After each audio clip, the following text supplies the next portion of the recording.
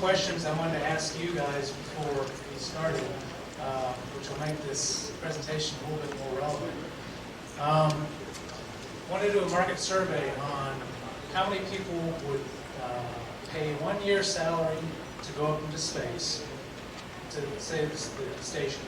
And I'll keep elevating the number of years. And I want to see the rate of dropping the hands. Okay, 1 year. 2, 5, 10. Okay, the gentleman in the back, he might actually go. I'm going to show you some numbers here. Okay, how many people really believe that commerce will drive our development into space? Commerce. Okay.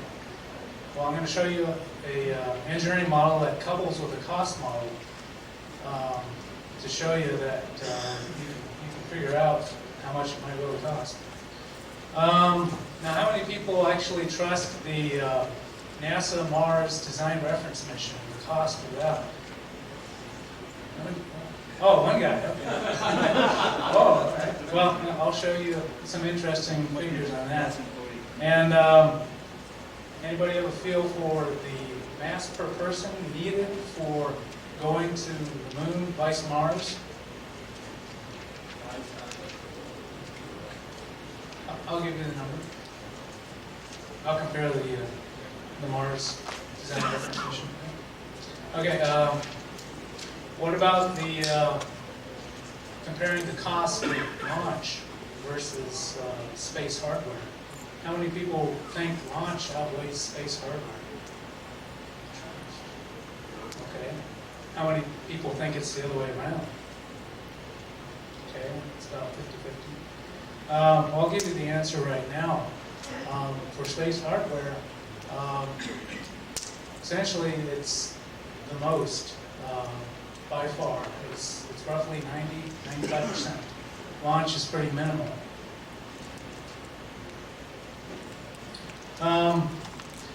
If you're interested in figuring out how to test and validate your designs for going to Mars and the Moon, you might be interested in this model I'm going to show you to generate engineering parameters.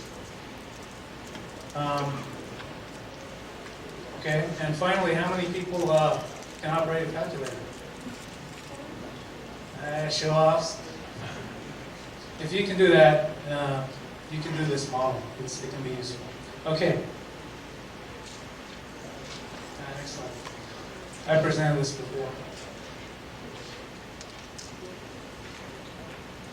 Okay, so what I'm going to show you is a method for developing human spaceflight concept designs. So this is, we're talking margins of 30%, so when you're at the very beginning of your concept. I'm also going to show you the application to a space tourism platform, like a space hotel, and then I'm going to talk a little bit about the Mars exploration and the design reference mission. So. Okay, for the model, I'm going to show you some equations. And don't be scared of that. I just want to show you the way this works. Essentially, generating some parameters. I found 14 that can adequately describe human spaceflight systems. So it isn't a lot of parameters. It's not hundreds or thousands. And there are ways to compare this data. The model was created because I needed to find out, I needed to find a model that would actually work with data I could pull out from past systems. Next slide. Here's the flow of the model. There's only 5 inputs. User payload. That's just your typical space hardware. It's characterized by the size, power, and weight of that. And then the crew number and endurance, that's for the people. Go through an engineering model. It's broken into 3 parts: size, power, and weight. And the cost model is based on the weight, which for aerospace systems usually attributes to 80% of the cost. So for a concept model, it's not too bad. Next slide. Okay, a lot of Greek letters here. But for each column, that corresponds to the 5 inputs. The outputs to this is size, power, and weight of the facility. And the trick to all this is finding the data to determine all these neat Greek coefficients. Power equation is the most simple. You can describe that with 2 parameters, how much power it takes per person, and a ratio of the bus to user payload power. That's the power. Oops, got 2 there. But I need the pie chart, please. Yeah. So breaking this down, 50-50, this is notional. If this is the power for the payload, this is the bus power needed to support that payload. This is the power for the crew. This is the bus power needed to support the crew. Okay, on the weight side, we did some simplification. As you can see, typically for weight budget, powers, and payload are fairly large, so the structures. So essentially I lumped all the other subsystems together into the structures and called it the powerless bus. It works for concept designs. Okay, the weight equation. I don't want to dwell on this too much, but essentially this takes out the power part, and the power part is added back in here, and your portion to support the crew is here, and then your consumable part is here, which is broken into 2 pieces. Next slide. And the pie chart shows this. See, the dividing line is right here. Here's the weight of the user payloads, the powerless bus part of that, the power subsystem, and on this side, this is the crew portion. And these terms here are for the crew, the life support systems, the crew themselves, and their gear, guitars, whatever they want to bring. And then your consumables, that's broken into 2 parts. For this model, it's pretty much station keeping fuel, and then consumables for people. Volume equation is very similar. The main deviation is that's not in the weight equation here is the habitable volume for the crew, which is large, and you don't care about it in concept designs because the weight is of dead air is nothing. Next slide.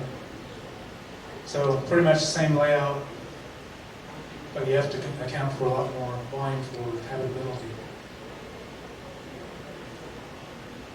Okay, here's some example systems which I'm going to show you for this model.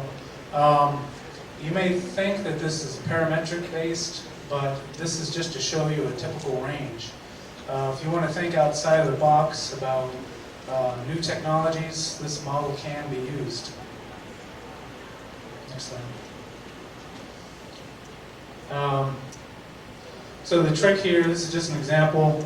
You got a bunch of parameters you pull out from studies. You got to pick the right ones. And for this model. Also, one thing that if you want to divide things into classes, you can divide it by duration. Most of these designs here are longer duration.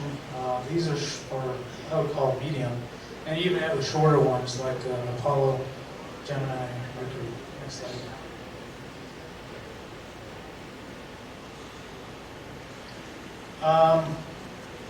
Okay, so as I was saying, 14 variables. Here's the range. Here's some average values.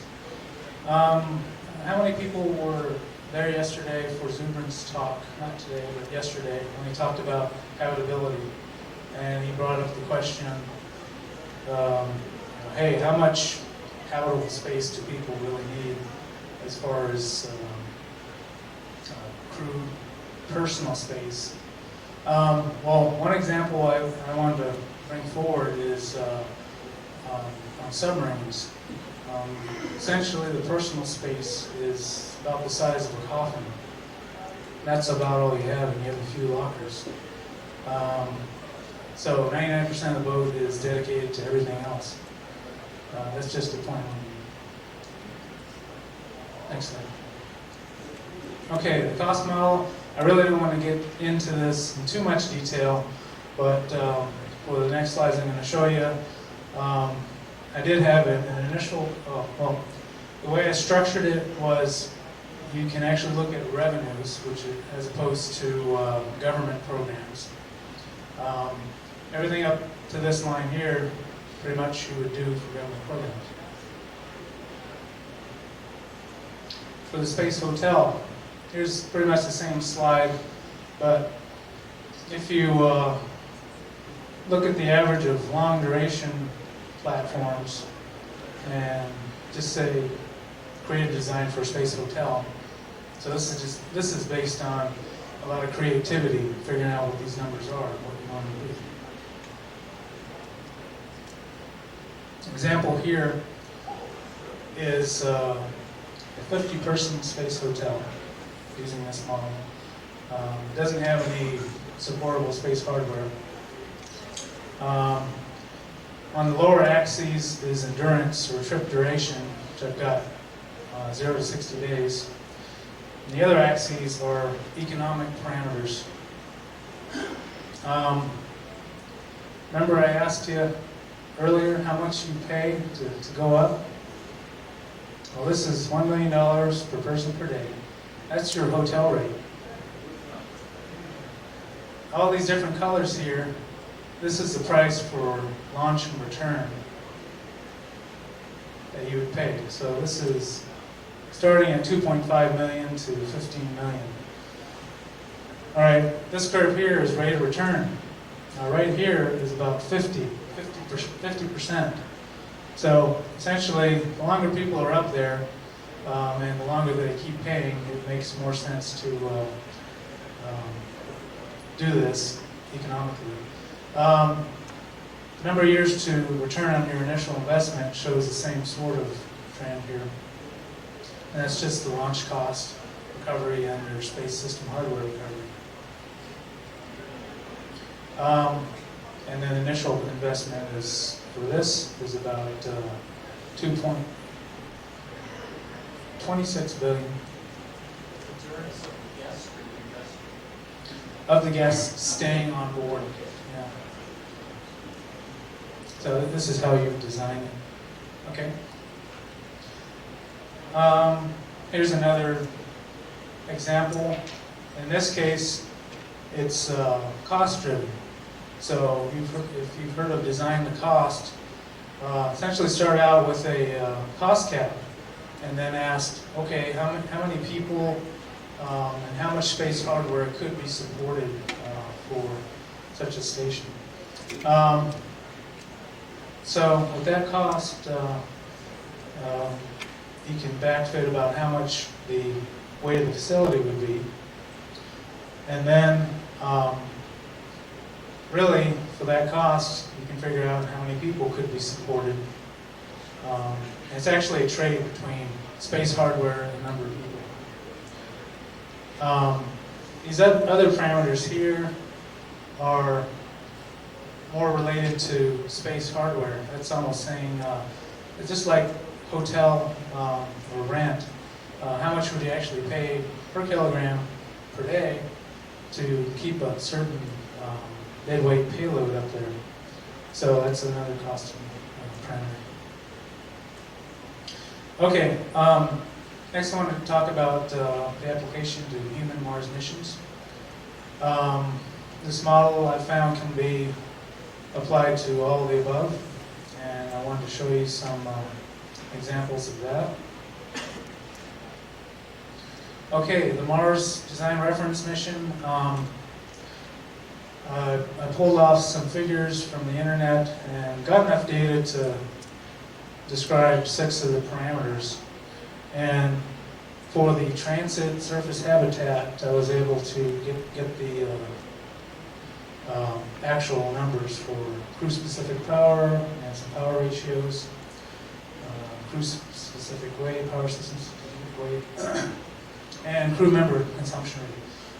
As you can see, Most of them are in bounds here, but there are a couple that are a little out of whack, and that doesn't mean that they're wrong. It just means that they're flagged or they're different somehow in the design philosophy.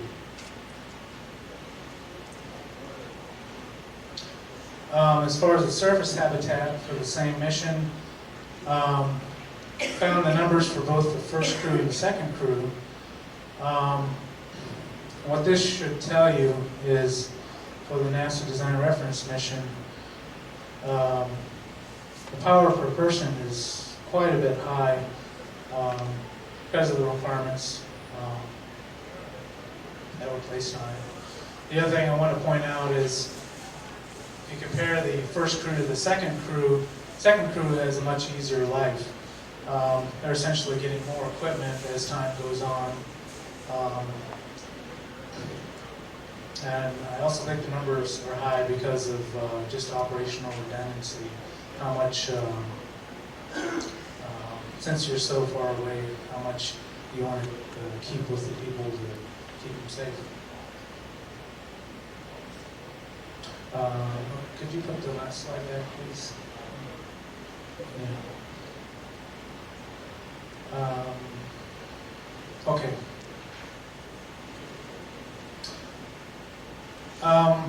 Purpose of this slide here is to show you or compare how much mass it takes to support your typical space hardware versus humans. And essentially, this scales the transfer vehicle mass at 1,800 kilograms. You take that out and just look at the people, and you can see it's about 17,000 kilograms per person. If you compare this ratio here, support mass to payload mass and support mass to human mass, it takes a lot more support for humans than typical space hardware, about 200 times. Okay, this shows weight or mass for different stages of the design reference mission. When you were, this is the total system mass for 12 missions, and the mass that's delivered to low Earth orbit, Mars orbit, Mars surface, and then back from the Mars surface, and then return to Earth. Next slide. So, if you compare this to Apollo,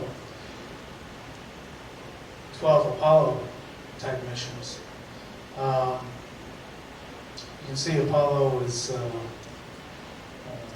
much less. The point of this was essentially what I asked you at the very beginning. Okay, how much more mass does it take? And the two gentlemen that spoke up, they actually bracketed that at the bottom. It's about 7 times to go to Mars as compared to the Moon. That's for the NASA Design Reference Mission. NASA designs. Okay, as far as cost, who trusts NASA's figures? Well, we look at the various programs, and these are government programs, mind you, and you can essentially figure out from the numbers how much it costs per kilogram for the whole shebang. And if you take, say, ISS, these are fairly old numbers, but to be conservative, essentially what you find is that the estimate is about 4 times higher than what's actually advertised. And it's actually closer to the entire Apollo program itself. Were these numbers adjusted for inflation? Yes. And these are government numbers, mind you, and this is the fairly conservative. You put in the Apollo one, and you get a lot more, close to 10 times. Okay, well, hopefully I've showed you a model that might be able to help you. and some examples applied to space hotels and Mars missions. Last thing I'd like to say is, out on the poster boards there, I put up a mentoring program that was sponsored by Ball Aerospace. But this mentoring program, you might want to take a look at it, because if folks are real serious about the future generations actually adopting going out to space, now's the time to talk to them about it and plant that in their minds. So please take a look. Any questions? I saw the floor plan on that mentoring program for a project that might be an ISDC land checker. Is it possible to get a copy of that? The base layout? Sure. You can actually have that one if you would like. I'll wait So I have another trip to one. There's one. Yeah, do you have a website or something this information is on? I'm sorry, Do you have a can you? website or something this information is on, you just showed us? Right as fast as you were going. I could put it on the website, but I have some papers, and if folks are interested, I made about 20 copies. You can go ahead and pick it up. But mind you, not everything's in the paper. You might have to talk to me or look at the references. In the back? Yeah, I have one question on the $1 million per day you were saying for the hotel. What was the amortization period you used for the capital investment, and what sort of utilization factor were you estimating? The thing I want to emphasize about the economics of this, this is just an example. And I'm more of an engineer than a cost expert, so I can't answer that anyway. It's a very rough, simple cost model. Okay. I assume that if you change some assumptions in the model, costs would change. I'm wondering if the ratios of the costs that we get would change, or is it robust to that? The ratios of the cost to Like what? if you change some assumptions, do you still get the same ratio of Apollo cost versus DRM cost, even if the actual dollars change? I believe so. I think the answer is yes from what you're asking. It's pretty much simple cost stabs. It doesn't really vary. Although what this is good for is showing how your mission requirements can impact the cost. The one that I showed was cost-driven, the $5 billion one. That's essentially linking directly the life cycle cost to the space facility weight.